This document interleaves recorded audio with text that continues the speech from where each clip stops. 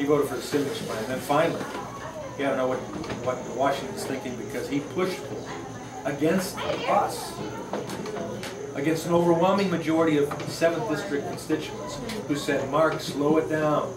We want health care reform, but not this. Hold a town hall meeting, listen to us. Don't script it and screen it. And he wouldn't do it until after the vote was completed. Then he comes back and tries to sell you on the fact that this is the next best thing to sliced bread. This, right there. You need a bread slicer to get through it. So Mark, you know what Washington's thinking. It's not thinking straight. It's not thinking the way we're thinking out here in the hinterlands. You know, it comes down to the foundational difference between Mark Schauer and myself in this race. Is that while Mark, by his record, has proved that he puts his trust in big government, I put my trust in the American people. The same that Washington and Jefferson and Madison and Adams and Franklin and Hamilton and others like them who framed this great governmental system, but also realized and stated it, that unless we're willing to govern ourselves, in a Walberg paraphrase, say no to ourselves in certain things, this constitutional government, this republic will not exist. And we're at that point right now. So that's why my wife Sue and I have committed ourselves for the past almost 15 months to this battle, and it is a battle. I was feeling a little embarrassed, and I was trying to back away from statements about being compared to Washington and Jefferson, and saying, you know, there's no way I can compare myself to those founders and framers of our government, those founding fathers. This person said to me several weeks ago, well, probably right. But you know, we had founding fathers, we had building fathers, pioneering fathers and mothers, and now we have a need for restoring fathers and mothers, and that's where we are. At this next election, that's where we are.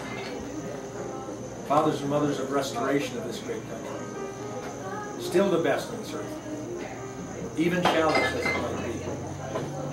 10% or 10% unemployment, 90% employment. That's challenged, yes. We also have a structure of people and solid communities and families and principles that are foundational principles upon this this country was founded and blessed. We can jump on and restore. So I would ask for your support. You will get my support as constitutional citizens.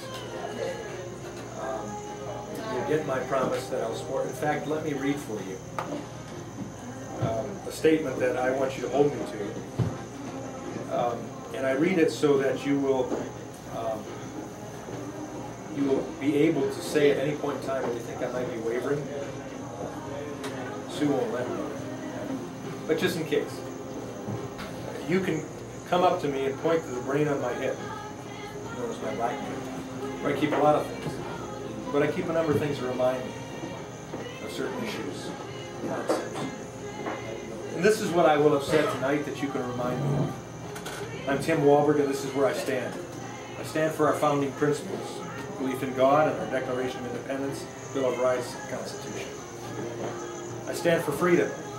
Freedom to start a business, freedom to choose your doctor, what you drive, what you eat, to carry a gun, to teach and raise your own children, maybe not in that order, unless you might need a gun, I'm not sure, and to live your own life. I stand for personal responsibility. Let's encourage common sense, good behavior, and discourage bad behavior. I stand for limited government, that government that's limited in regulation, limited spending, limited taxing, and limited borrowing. And I stand for life and all other American traditional values. I commit that to you. And it's your responsibility, if you give me that privilege to represent you again in Congress, it's your responsibility to hold my feet on fire. Make sure my backbone stays strong. Now, we may disagree on certain things, and representing almost 700,000 people, it's a challenge at times. But in the confines of the Constitution, if I can't back up where I'm standing on the basis of the Constitution, reasonably speaking to you, then you we've got concerns that's legitimate about. We don't see that in government right now with the one representing us. And I look forward to, hey, welcome. Hi, Tim. How the heck are you? I am well. Hi, Sue. Thank you. Don't let me interrupt. Don't let me interrupt. You know. The proprietor, you're never an interruption. Yep. There's some good stuff flowing in here, I'm sure. Yeah, good people. Mm-hmm.